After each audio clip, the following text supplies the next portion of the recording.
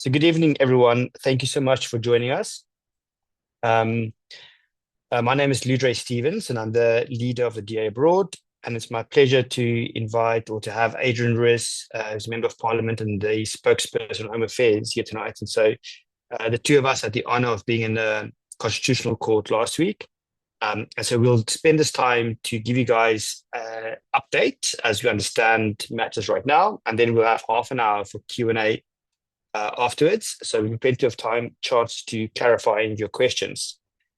Um, if I can just say the Q&A will be in the form of verbal questions and also questions in the chat. So feel free to place them in either places. But wait until the end of the presentation before you ask the questions, because we may probably answer as we go along. If you just permit me to say a little bit about the DA Abroad, I'm sure most of you already know who we are because we've been on this journey for a long time, and many of you have joined our updates over the years as we've had these. So the DA Abroad is the DA's overseas supporters network, and we are a global community of DA supporters and members and South Africans who want to be part of South Africa's future. And we've been going for about 15 years now.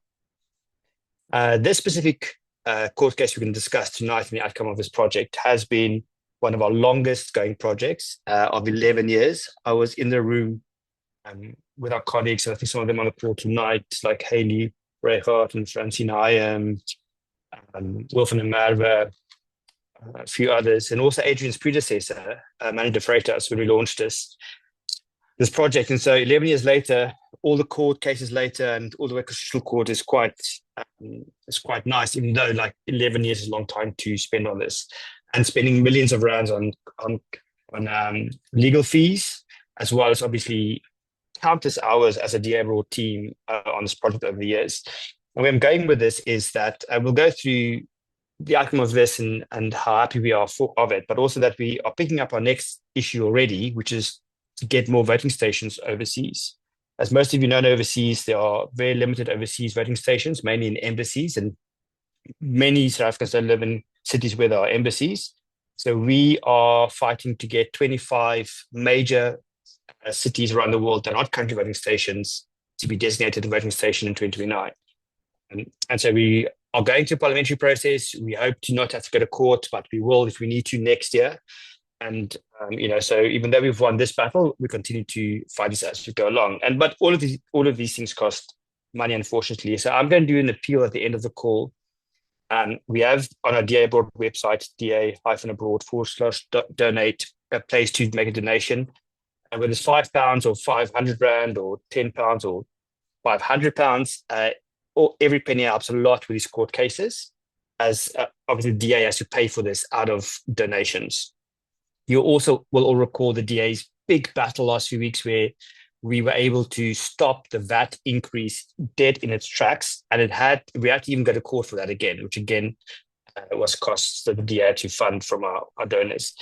You'll also see on the website that there's an option to do a recurring donation every month using your debit card automatically. And so think of it as 2 coffees a month, please. $10 a month, 2 coffees a month for the DA Abroad to help fight for more voting stations and also funding VAT increases. That would be amazing. All right. But now, let me hand over to Adrian, who's going to give us a quick update on, or a quick summary of the verdict of the court case and next steps, and then we'll take Q&A. Adrian, thank you very much for joining. Over to you. Great. Thanks, Ludre. And thanks to everybody that's joined us tonight. I think it's an incredibly proud moment. And Ludre is being very modest. I think we said in that court, and we were definitely, without a shadow of a doubt, teary-eyed. And it was only thanks to our national spokesperson, Willie Okamp, that was also there, who managed to maintain our dignity during those proceedings. Really, it has been a long, long journey. And Ludre has thanked many of the persons already that were involved every step of the way. But really, essentially, the true heroes of the story is each and every one of you, each and every South African that came forward, especially when we had to call out and say, please put your name down and say that you're an affected person. At the stage that I got involved around 2019, then the proceedings had been lodged in 2018. But there was a feeling by the court that they needed to see that this was indeed a big issue. And South Africans from around the world came. There was partners that came alongside and put out, we can call it a petition, but an opportunity for people to put their names down and say, I am affected. I'm an affected party. And South Africans abroad did that in their numbers. And this really helped to start this process and really get this court case taken seriously. So you are the true heroes of this story, not only for participating, but also to each and every one that funded the legal action. So as Ludre has alluded to, it's been a 10-year legal action to get us to this point. And the fact is that it shows that we must never give up and we must always fight. And we are on the front foot. And as much as we sometimes feels like we're taking 2 steps forward and 1 step back, exactly we are moving forward 1 step at a time in that process. And so thank you very much to each and every one of you that indeed did put their names forward, that contributed to this legal action in one way or the other. And I think this legal action proves that South Africans abroad can make a fundamental difference in this country. They can be heard, they can have their voices heard, they can make a difference. And I think it's a tremendous victory for each and every one of you. Ludre, just to go, in terms of the basis of what was decided, so it went to the High Court. In the High Court, the issue was actually rejected. It was basically in the High Court, they said that the court rejected the action and said that actually South Africans abroad had meant to, that they should have known about it. And essentially, when they took on a second citizenship, knowing the law, they should have then lost their citizenship. So they should have known about it. You weren't being deprived of your citizenship. And fortunately, the Supreme Court of Appeal, again, we had to appeal to the High Court, which rejected that. Then we had to appeal directly to the Supreme Court, which accepted it. And they ruled that this concept that a minister, a government official, can decide whether you should be a citizen or not without any rationale. So in the legislation, in Section 6(1)(a) of the Citizenship Act, there wasn't even anything that said, well, the minister can decide you apply for a retention letter, and the minister can decide based on the following criteria. Are you a serial murderer, et cetera, et cetera. Absolutely nothing. Just completely at the whim of a minister. This is something that the DA has been really fighting against. The DA is a liberal party, and we truly believe that each and every South African should be able to live the life they value. And not be stopped by laws such as this. I mean, the basis of this law was an apartheid-era legislation, and essentially it was put into place when persons went overseas to seek refuge. When they took on a citizenship of that country, then of course the local government was not going to grant their retention of citizenship application, and it was a way to get rid of people that were not wanted, and to stop South Africans abroad from being involved. And the court fortunately ruled that this was just completely irrational. This autonomous power of a government official, not even a government official, a politician, to decide whether you should have your citizenship or not. And citizenship is fundamental to each and every one of our identities. And so this is why, this was such an emotional issue. The number of inquiries the DA abroad received, and where this really started, even at the beginning, the number of persons that approached the DA, and I got involved a little bit later in the process. But it was just tragic stories, and just so completely and profoundly unjust that it simply had to be fought. So now we're at the point where the court has decided that yes, indeed, it is irrational for a minister to decide whether you should have your citizenship or not if the country allows dual citizenship, and then also that you should not be deprived of your citizenship without knowing about it. And so the court ruled that everyone that was affected would automatically have their citizenship back. So we all celebrated, and then we came to the reality of what is the next step. Because there are countries that don't allow dual citizenship, for example. And this is why, and some persons deliberately then did not apply for a retention letter. So in terms of Section 61A, if you obtain the citizenship of a second nation, other than by a deliberate act other than marriage, and you were over 18, then if you didn't get a retention letter, you lost your citizenship. So some South Africans in that process, they deliberately then said, I'm not going to get a retention letter. I'm going to let my citizenship lapse because I'm in a country where they do not allow dual citizenship, and so then I'm fine. So as much as the court has now ruled that every person has their citizenship back automatically, you will know that there's an administrative process. To get an ID, to get a passport, you need to be on the National Population Register. So one of the ridiculous parts of this whole thing, and I asked a parliamentary question late in the last term to the Minister Motsoaledi, who had been fighting this all the way, in terms of do they know on their database which persons lost their citizenship in this manner? And the response was no. So it was such a ludicrous setup that literally persons that then filled in a form that said they were going to take on another nationality and then had to get a determination of citizenship, etc. These things were often discovered there.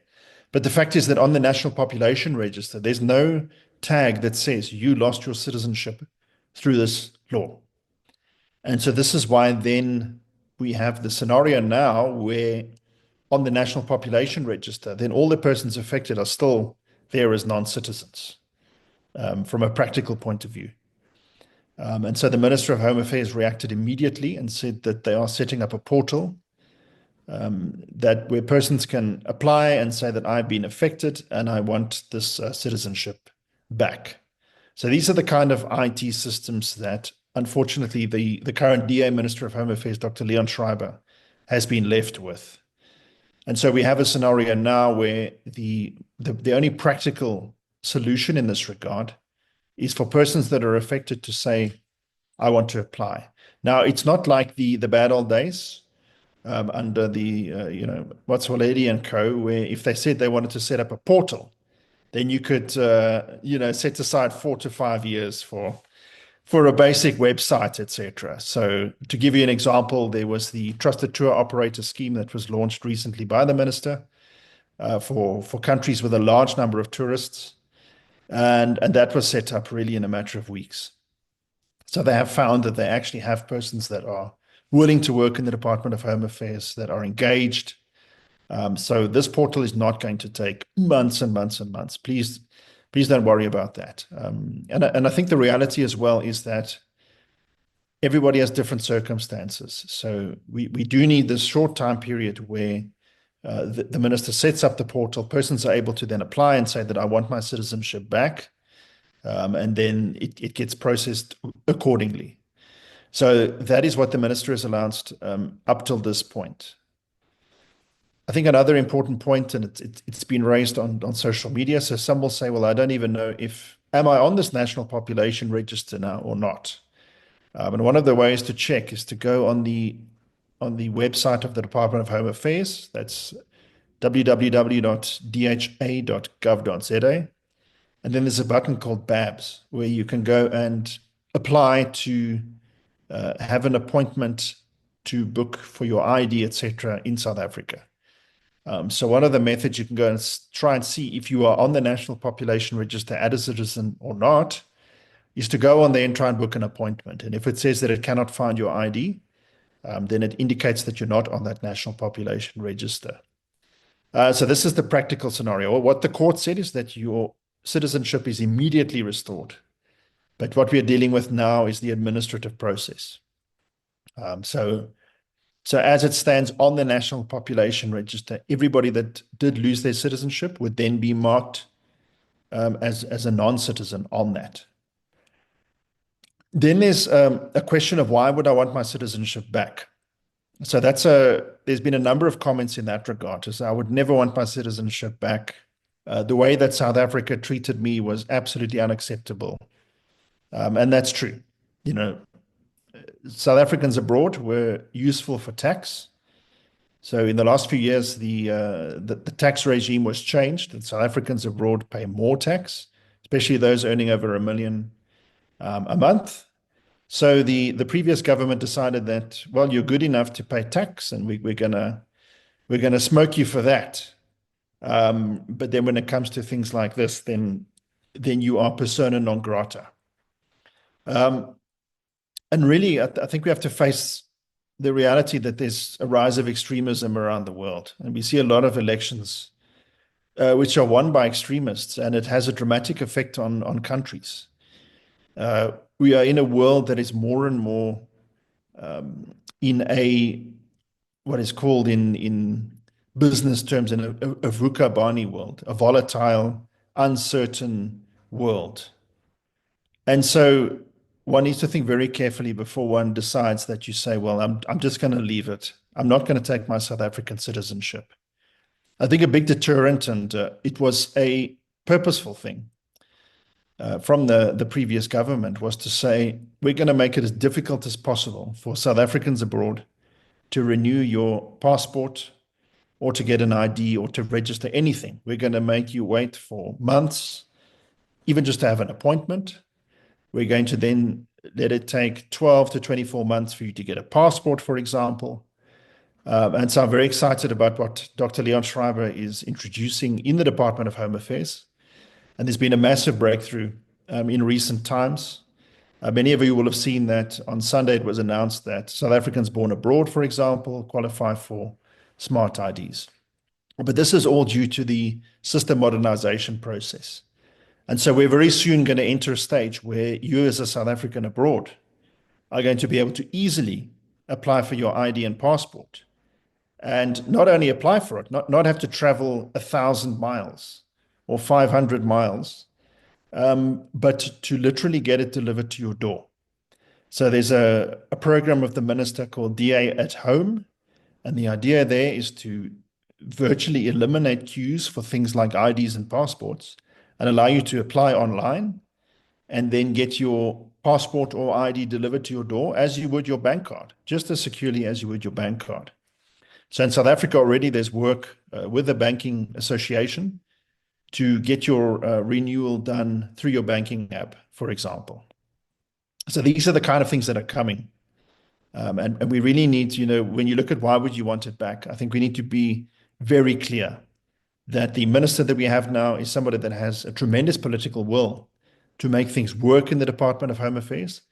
And in the next year or two, your experience of dealing with Home Affairs, of dealing with South Africa is going to be dramatically different and dramatically easier.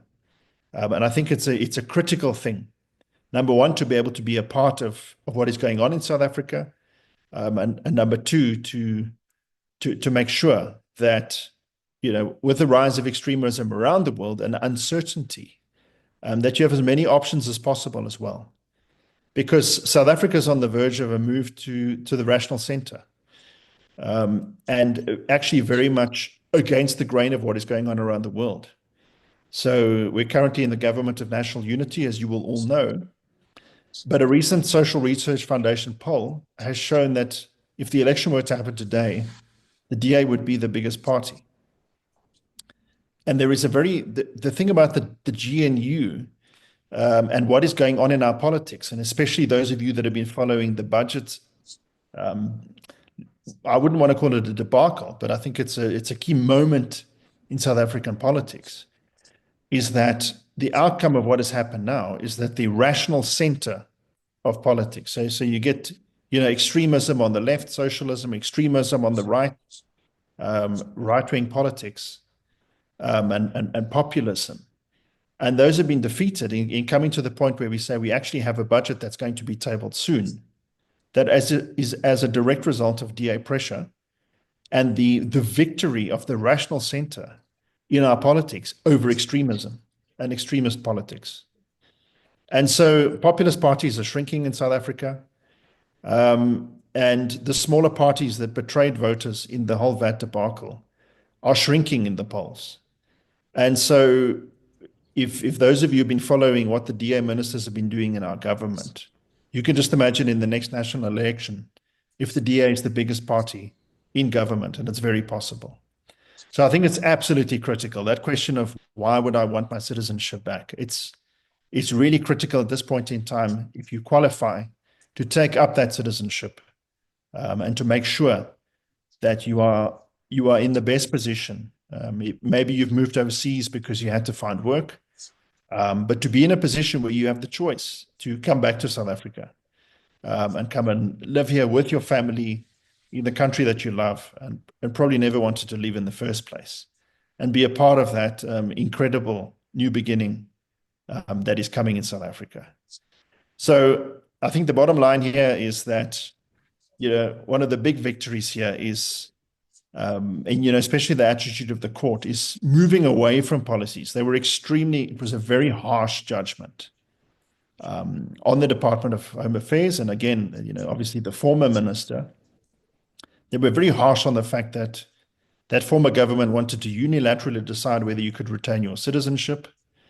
And then also reestablishing or reaffirming your constitutional right that your citizenship can be never taken away. And so I think it's a very exciting time. And I want to, again, Ludre, in closing, just thank each and every person that stood up in the early days and that helped us to keep going, that helped to fund the DA, to help fund our legal action, and that helped to put their names forward and raise the issue with us so that we could put it up in the first place. Your contribution is real, it's valuable, and this is a tremendous victory for you. So we celebrate with you, and congratulations to each and every one. Thank you, Ludre. Great. Thank you very much, Adrian. We'll open up the floor for questions next. The way to ask a question is you can just raise your hand. You'll see there's a react button on the bottom of your screen, and just click a raise hand button, and we'll see the names appear in order. Also, feel free to put any questions in the chat. Before we go on to this, I just want to make a few additional points. So Adrian mentioned Dr. Leon Schreiber, who's the DA Minister for Home Affairs. So just want to recap a few things. As you all know, the DA is now part of the Government of National Unity, and we have 6 portfolios, of which one is the Minister of Home Affairs, which is this crucial portfolio. And what's really encouraging is that, as Adrian mentioned, in years gone by, there would have been resistance, there would have been incompetency, there would have been a lack of enthusiasm for this. However, you guys would have noticed Minister Schreiber's press release within hours of the verdict to say that the government is going to help us. They're going to make an online portal available within a month's time in order for people to lodge an online case to confirm their reinstatement, as opposed to asking people to fly back to SA or go through extensive processes or go to the embassies and not doing any of that. And this is very encouraging of that. And this is part of a bigger theme of Minister Schreiber's digital transformation of Home Affairs. So let me just say this. If all goes well, which I'm very confident it will, Home Affairs will make an online portal available next month where people can lodge their cases to confirm reinstatement. We expect this to be seamless, costless, and online. We as DA Abroad also submitted some scenarios to Home Affairs last year that we thought they would want to look at. For example, if you were a South African parent, you lost your citizenship, you then had a child, you can register the child as South African, what happens? And so obviously, as DA Abroad, we will continue to engage with all our stakeholders in Parliament and government to sort this out. So we highly encourage you guys to wait for that portal as we go along. We're obviously not going to, after 11 years, stop working on this campaign. We will make sure everybody who's entitled it, whether they've lost it or born to people who should have had it but then didn't have it, we'll fight for that. So I want to make a point also, the BABS URL that Adrian mentioned before. It's just a shortcut method. In case you have all your stuff with you, you have a valid ID book with you, then you can quickly go check if you're on the National Register. Please do not use that do not share that portal as the portal for overseas or for citizenship. It's not that. That was just a quick tip. So for those of you guys who can get in, it's great for you. Those who can't get in it, don't worry about it. Don't think about it. Focus on the portal coming out in a month's time. Okay, let's do questions. We can do 3 verbal and then 3 in a question. Can I ask you to ask a question? Please do not make a statement. I will unmute you. I'll ask you to unmute. So we're first going to have Kevin Stradom, then Tasha, then Tanya. So Kevin, I'm going to give you the right to unmute. Feel free to put your camera on if you want to ask a question, if you want to put your camera on as well. Kevin. Sure. Thank you. First of all, thank you for all the hard work. I do realize it's been a long while, and I don't want to take too much time. So I just wanted to thank everybody involved. This really makes us abroad feel part of South Africa again. So my wife and I are looking to retire within the next 12 to 18 months. I did the BABS check. We are on the MPR. We are naturalized USA citizens. So can we go ahead now? We're thinking of doing a trip to South Africa, a recon trip at the end of the year, early next year. Can we now go ahead applying for South African passports with a relative measure of safety without messing things up in the NPR, right? So can we go ahead, go to our consulate here in Los Angeles, apply for a South African passport, and then we'll do this ID cards later on. But the big thing now is to be able to travel to South Africa with a relative measure of safety, getting into and out of South Africa, because you need a South African passport for that now, right, by legal terms. So is it safe to apply for that South African passport, immediately get that process going? Yeah, cool. Got it. Thank you. Next one is Tasha Tweedle.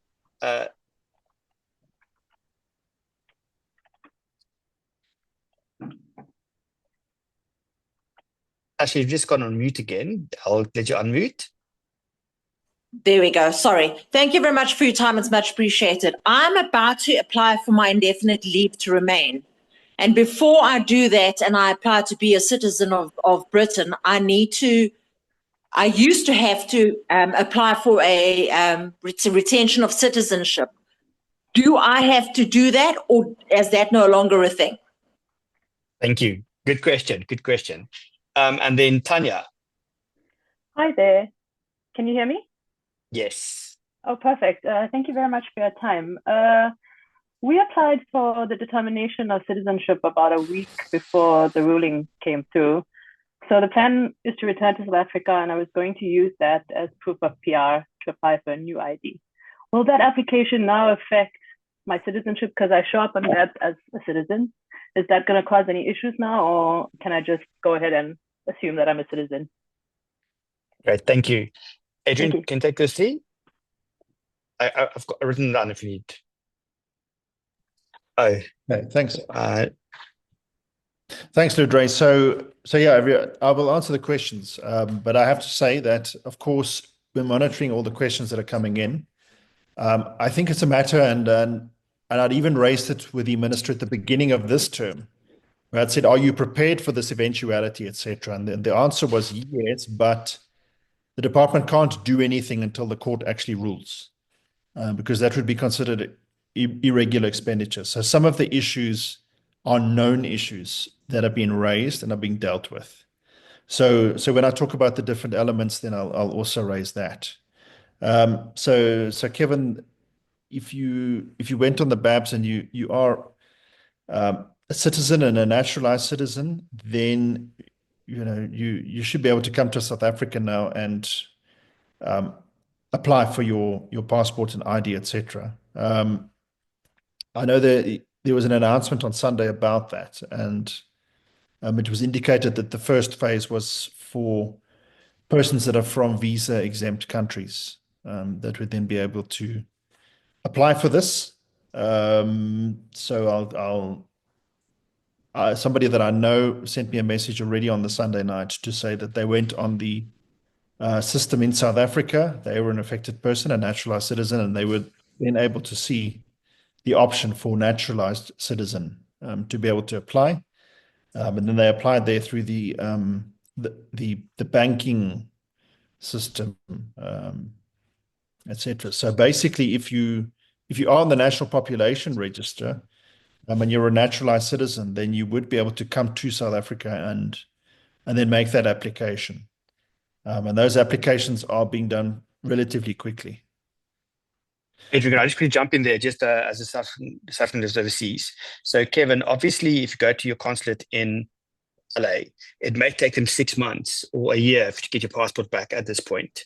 Now, what happens is, if you're a South African citizen but your passport has expired, or you don't have one, you fly back to SA. They're going to make you enter as a foreigner. It gives you 90 days as a visa, and then you obviously can go ahead and Adrian, you're going to have to correct me.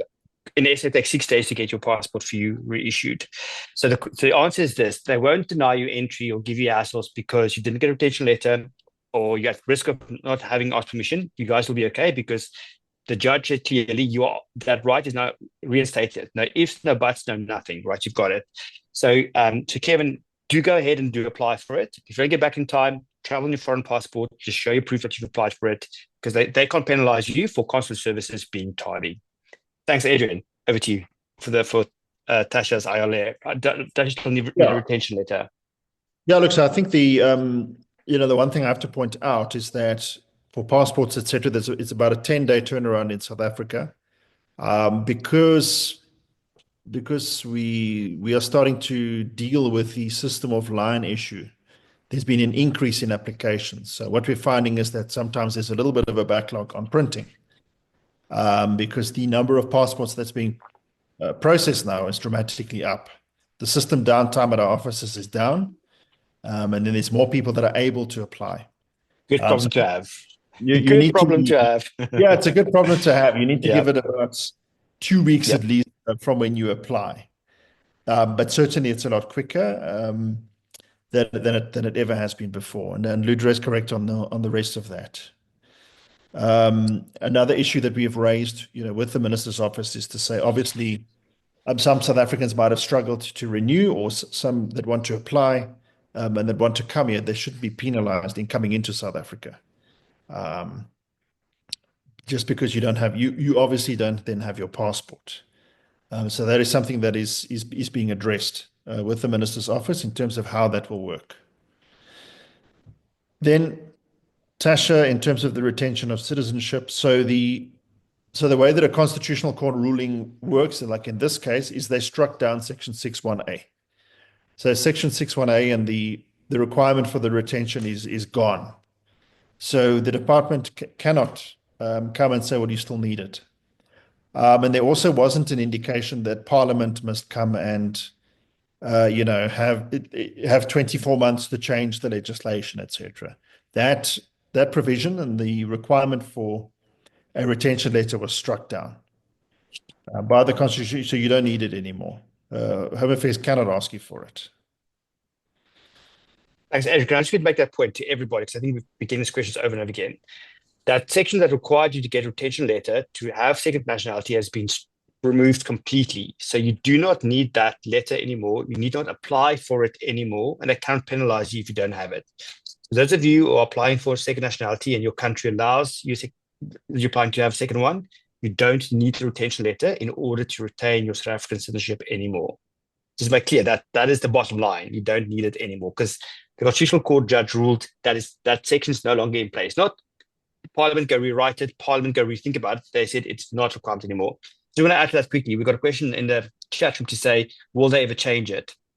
It took us 11 years to get a Constitutional Court to rule that it's a constitutional right to have it and not to lose it.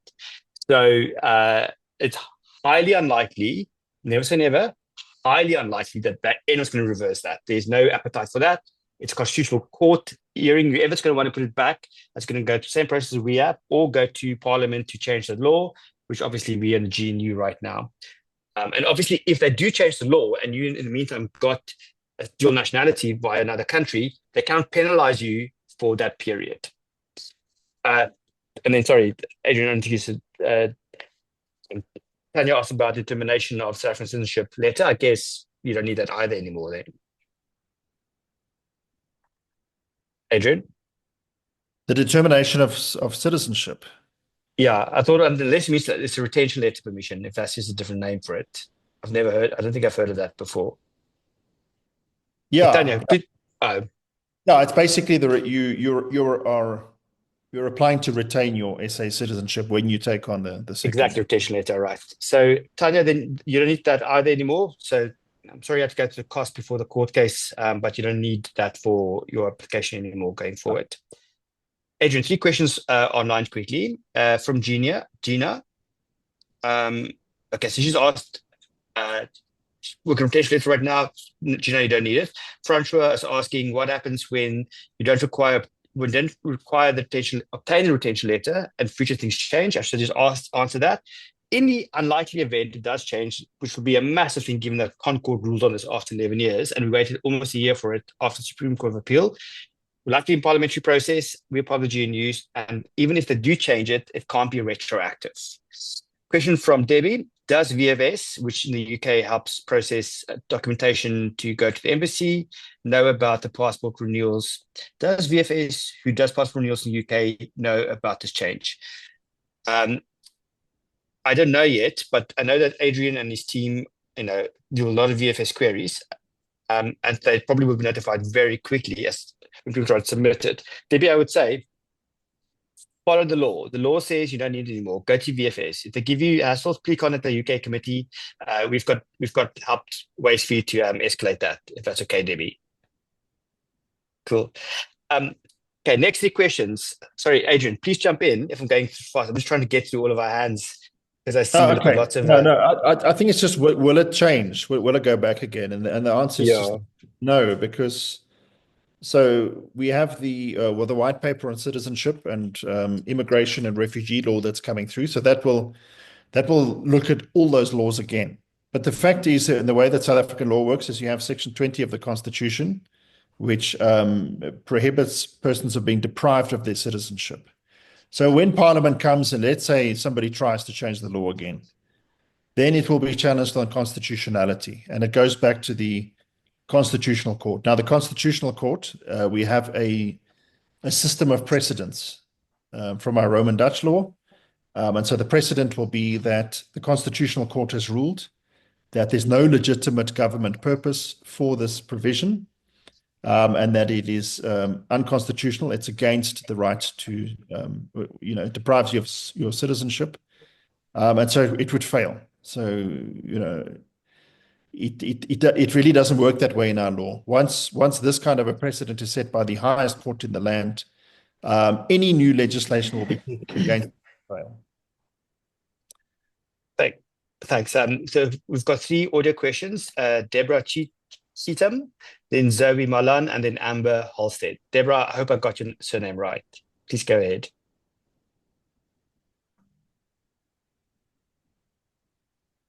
I can see you on mute, but we can't hear you. Say something? Oh, no, we can't hear you. I'm sorry, Deborah. Maybe I can see you on mute, but we can't hear you. Yeah. Maybe just put a question. Oh, there we go. Okay, can you hear me now? Yes, perfect. Okay, cool. Thanks very much for everything you've done is the very first thing. And then just very quickly, I moved back to South Africa in 2023 from the UK, got my citizenship there, but never got retention of my citizenship. So I came back, I've done the determination, got a new ID number, which I've had now for just over a year. But of course, I've been in and out the country, just holidaying and what have you. So what happens now? I've been told that I can't get my citizenship back because I have to be here for a year without crossing the border. But now, obviously, this whole thing changes that. So do I get my old ID number back, and how does it affect me? Well, maybe take that one first, Adrian, because I think it's a meaty one, and then we'll take next 2 questions. Yeah, look, I think it's part of the input to be given to the minister's office in terms of how to develop the portal, some of the specific scenarios like you're talking about. But the fact is that what the court has said is that those that had lost their citizenship, they have it back. So it needs to be restored to the state that it was. So that process is going to have to be undertaken. So unfortunately, we can't predetermine how exactly the minister is going to handle that. Yeah. I can assure you they are certainly aware of it. We have made them aware of these kind of scenarios, and this is one of them. Okay. And do you think we'll get our old ID number back? Because I'm on my 4th ID number now. So, I mean, I've got a whole collection. Oh, which one do you want? Which one do you want? The one that's close to the third one. Whichever one works. Yeah. Yeah. So again, we have raised that issue, but there's no answer as yet. I think they're speeding along to get that up and running so the persons can apply. And then I want to be able to vote, so I want to get my passport sorted. Excellent. Yeah. We've moved back here. I've dragged my British husband here, so we're staying. So yeah. Cool. Can I just say, Deborah, so if everybody else on the call, so the judge was scathing. He was clear. There's no wiggle room. If you lost it because of this, you have it back. No ifs, no buts, no nothing. Okay. So obviously the arguments are outlying cases, and I'm sure, Deborah, you're not the only one to have been penalized by this. And so it may not be the first case they solve, but definitely be a scenario that we'll stay on it. So Deborah, just obviously reach out to Mary Packard on this call or email us afterwards, and we'll make sure we cover your scenario in case you log on next month and it doesn't cater for your scenario, because I think your case is probably half of the cases out there like that. Okay, cool. Okay, cool. Excellent. Thank you very much. Thank you. Next is Zoe Malan. Hi. So I think I have quite a unique or different case perhaps, but I'll keep it short. I was born in South Africa and I already held dual citizenship while I was living in South Africa. I became an Australian citizen as a minor. And since then, I've been traveling to South Africa on my Australian passport. Never had any issues. I went last year to see my grandmother and I needed to stay longer because she was on her way out. And I extended my visa through VFS. I was told I have no issues, go ahead, change your flight, all of that. Long story short, I ended up receiving a 5-year ban. And I appealed immediately. It's been over a year since I appealed. I've heard absolutely nothing. So I have 2 questions with that. So if I go ahead with the process to reinstate or to check my South African citizenship, will that affect my appeal in any way? And if so, how? And then the second question is, should I go ahead and apply for a new South African passport and go through that process in my closest embassy? And if so, when? Adrian's meaty one. Maybe take that one before we forget the details. Okay, so look, if you're saying you were a dual national already in South Africa when you were a minor, then I don't know if that was the South African citizenship. But so first of all, I think it's important what Ludre is saying. Please raise that issue with DA abroad so that we can escalate it immediately. But essentially, you apply for your citizenship back, and then that overrides any appeal on visas. Okay. Because once you have your citizenship restored, you can't have an overstay ban on a South African citizen. Yeah. You have the right to be here. Yeah. Okay. Awesome. Thank you. Yeah. So go in the portal, and because as Adrian says, the original course overrides the actions, but obviously, if there are any issues when you go to the portal and you're not getting your scenario, just email us at contact@daabroad.org and we'll help escalate. All right. Third audio question before we go to the chat again is Amber Halstead. Amber. Hi. Thanks again. As everyone said, thanks very much for all your long, hard work. I'll keep it short. I did apply for a retention letter. This was in 2013. However, as you do when you're moving around England, I have physically lost the piece of paper. And obviously now it's not relevant, which is great. However, as you stated, they've got no documentation or a little line or data on, like you say, of a specific person on whether they actually did receive this letter or not. Because for the last 6 months, I've been emailing, please can I have a copy? Okay, now I know it's not relevant. However, they obviously don't have actual records of it. Yeah. So according to them, I could be lying and saying I had this or I didn't have it. I know I did, but what I'm alluding to is, should I now apply as like I've lost it, but I know I haven't, if that makes sense. So the judge said you haven't. The judge said you didn't lose it. The judge said you didn't lose it. The judge says if you lost it, that's not an void. You never lost it.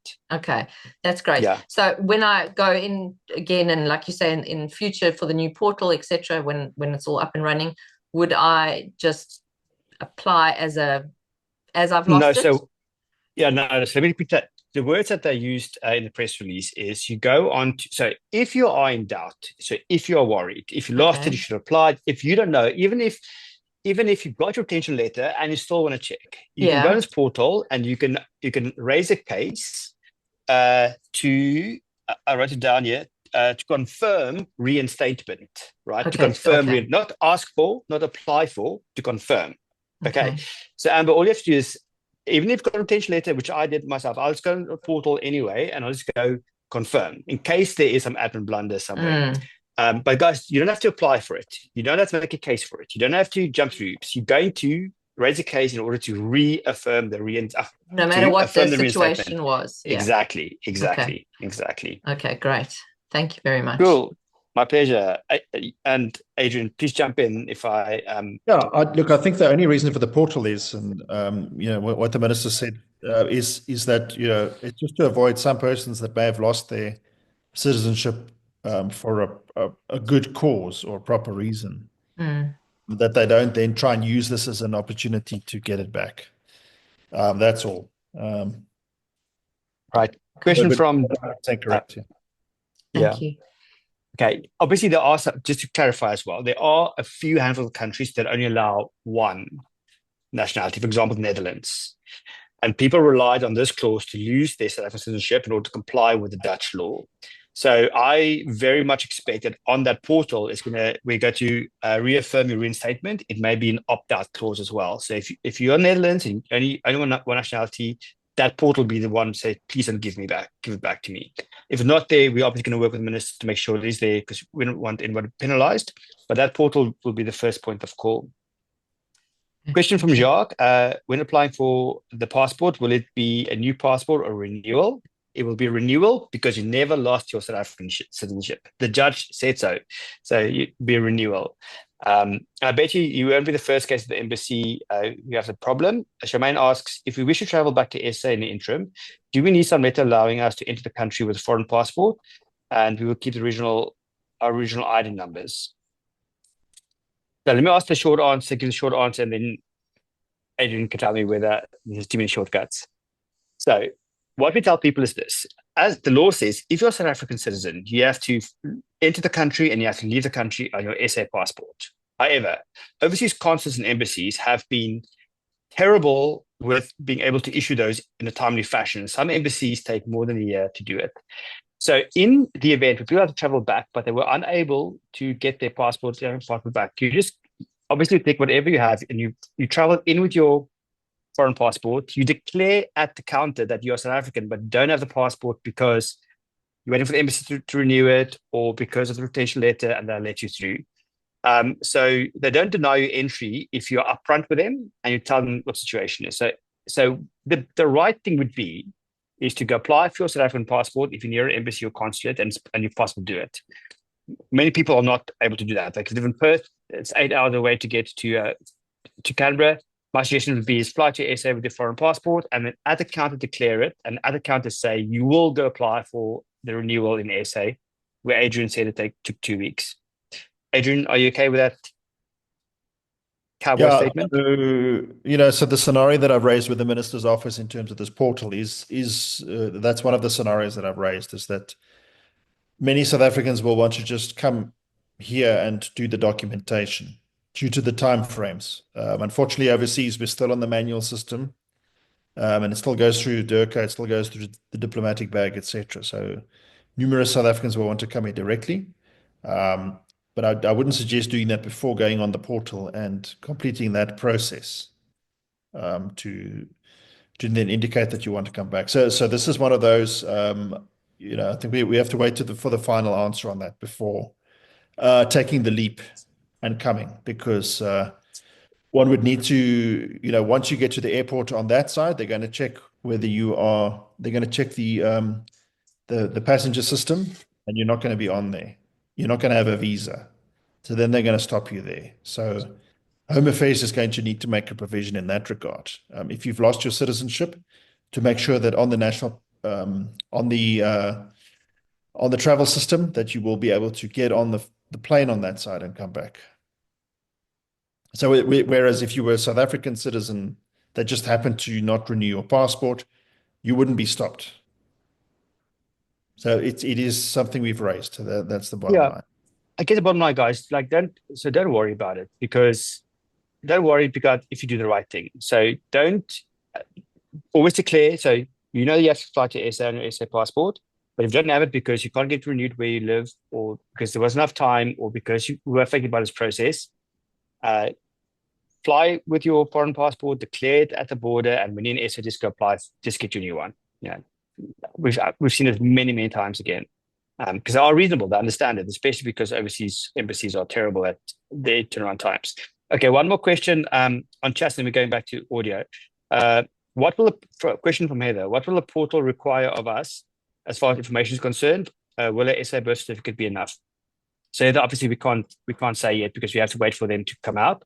Thing is, you can't just say put in your ID number only, because then I can go put in anybody else's ID number that can get my information from, which is not safe. So I don't know what that is yet.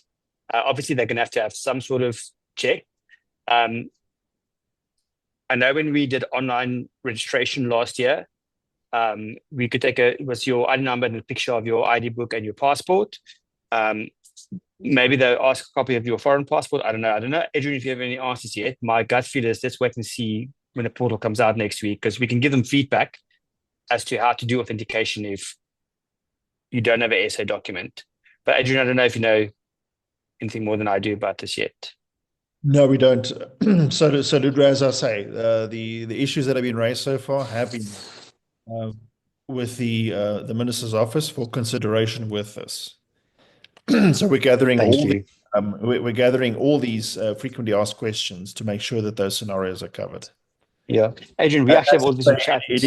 Home Affairs needs to ultimately issue that and communicate on it. And then if there are any gaps remaining, then obviously we would jump on it straight away. But we do it proactively. Yeah, I think we'll also anyway share this chat with them as well, and just curate it so we can share that with our contacts there as well for them to have that on there. All right, we're doing one more round of audio questions, one more round on chat questions, and then we have let Adrian go. But obviously, remember, we'll just a quick close out at the end as well with contact details and next steps. So just so Katrina Kruger, then Ethleen, and then Mandy, and then we're done. So I'm just gonna. Katrina, you can unmute yourself. I've unmuted. Ethline, if you can go ahead. You can ask along. Hi, thank you so much. In 2005, I got my British citizenship. In 2000, and then I was told I actually didn't need a letter of retention. I must go on the government website, which I did, and I made a copy of it. And it's the whole statement of the South African Citizenship Amendment Act, etc., which was done in 2005 or 2004, sorry. A lady at Home Affairs in London actually, so I will just sort of like let you see the thing, said to me, go on there, that's what you do. So I did.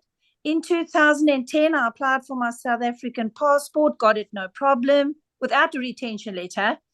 2015, my ID book was changed from the book to the smart card, which was not a problem. 2020, I go to renew my South African passport again, because I'm 10 years over now.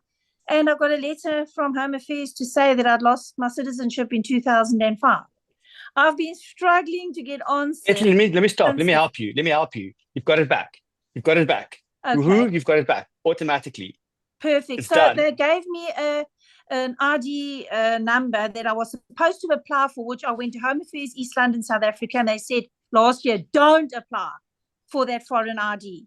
Keep your old ID. All is going to be well. So yes, yeah. So okay. I would suggest just in the portal next month when it comes up, just go and submit your case for reinstatement, and And the foreign IDs, different IDs will definitely be on there as a thing to fix.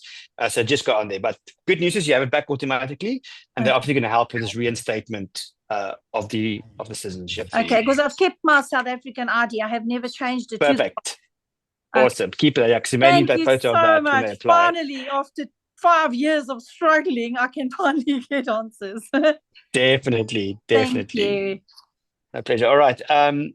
Katrina, you can just go off on Katrina Kruger, go off mute. Okay, and then also Mandy, you can also go on mute.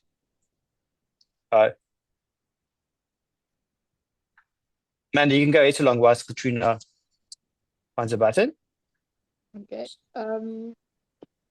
Hi, Ludre. You and I have met before, so I know. Nice to see you. All from Malta. I know, all from Malta. Exactly. Ludre, what I wanted to ask I'm asking on behalf of my nephew. He had got his Maltese citizenship via descendancy, correct? And so inherently he was allowed to have it because he got it as a minor. And when he went to go and renew his passport again, they had obviously summarily told him, listen, no can do. But what my concern is, in his case, for instance, he was told that he lost his ID number. Now, he's got qualifications and he's got education and everything like that with his old ID number, right? Will that be available when he goes back to South Africa to run the comrades? By the way, he's coming through to South Africa to do that, and he will apply for his South African passport again then, with this Concord ruling. But now his concern is his old ID is relevant to all his qualifications and education and stuff like that. If his ID has been taken away from him, how does that work? That he will have to get a new ID. Will they reinstate his old ID that he was born with 30 years ago? Yeah. Adrian, do you want to take that one? See, I take the easy ones. I give you the hard ones. This is the best job of being a moderator. So Ludre, one cannot say 100% for sure. As you have said, the court said that you didn't lose it. So your status should be restored to that point. But I think there are realities on the database that one needs to consider. Yeah. When the department indeed had kept those old IDs, etc. I mean, unfortunately, I've dealt with scenarios where, on applying for ancestral citizenship and that, and then somebody comes back and says, I want the grandparents' document, original document, and then it's gone. It's not in the system, etc. And they haven't digitized it yet. Yes. And you have some issues. But part of the idea of the portal is that you submit those original documents and you say, here was my ID. Okay. Here was my ID number, and then resolve that. So I think we need to not say 100%, but that is my understanding from the discussion with the Minister's Office of how it's going to work. Okay, so you can input your old ID number, your original one that you got when you were born, and then they can go and trace it back on that way, right? Well, yeah. So we'll have to see what happens with the portal, exactly how it works. But again, it is an issue that has been raised. We've been looking at social media in terms of what. Then Adrian, the other question is if you say now that he's now will have to enter on his Maltese passport now, obviously, effectively when we leave Malta, you have to produce your South African passport as your proof of visa that you can enter the country on the other side. That's your visa. But now in his case, because he doesn't have a passport, what happens then? Does he have to get a letter to state that? Well, Mandy, do Maltese citizens have to get a visa to go to SA for tourists? We've got a 3-month waiver. Then the answer is no. You can just travel in his foreign passport and you can enter on a 90-day tourist visa. Fantastic. Thank you. Awesome. Thank you. Right. Katrina, we can't seem to get you unmuted. Just put a question for us in the WhatsApp group. So we are unfortunately out of time.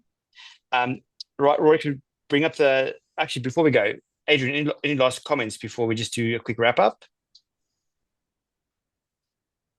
Again, Ludre, I think it's important, as you mentioned, that this is a fantastic victory, and there's there's battles that lie ahead now, of course. We all have to get our documentation. And what I always say about Dr. Leon Schreiber versus his predecessor is where there's a political will, there's a way. So things have been going very quickly. And we obviously have a lot of expectation that persons will be able to get their documentation as quickly as possible. And then the next battle is of course, being able to vote abroad and vote closely to where you are. So just an appeal from my side again. I think this case has been a tremendous example of South Africans abroad participating in our politics on issues that matter to you.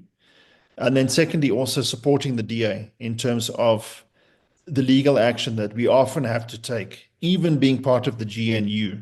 For example, the VAT increase battle, that was essentially stopped because of the court action that the DA had taken. So please do support the DA abroad. From input's point of view, keep a track of what is going on and the campaigns that are being driven. They're very important to you. But also, if you have a few pounds and pence lying around, to please support these actions, because unfortunately, as it is right now, until we get to 2029 and we take over the country as the head of a national government, then often with these things, we need to drive it through the court, and it's an expensive process. So please do support the DA abroad. And I think we've seen it's absolutely worth it. There's incredible things we can do together. So thank you very much to the DA abroad as well. It was incredibly hard work. It's been a long process. We all celebrate the victory. Thank you. Thanks, Adrian. Right. So just a few contact details for you guys on the screen. Please sign up to our there shouldn't be an @ sign before the DA. Just please sign up on our website to our newsletter. We will keep you in the loop on when the portal becomes available. Please also check out our social media as we go along. Any questions, anytime, just email us, contact@daabroad.org. Especially if you've got a portal and your scenarios aren't there, we have a direct line with senior teams and stakeholder management at Home Affairs, which is great. And then also, as Adrian mentioned, court cases are so powerful. The next big thing we're tackling is more voting stations overseas, especially in Perth, Sydney, Melbourne, 2 more places in the UK, 2 more places in New Zealand, and 4 more places in the States. And every foreign dollar and pound goes a long, long way. So please, can you have a look at DA Abroad /donate. Thank you. At that point, we end the call. We'll put a recording available on social media channels by tomorrow. And please contact us at contact@daabroad.org if you have any questions. Thank you very much, everyone. Good night.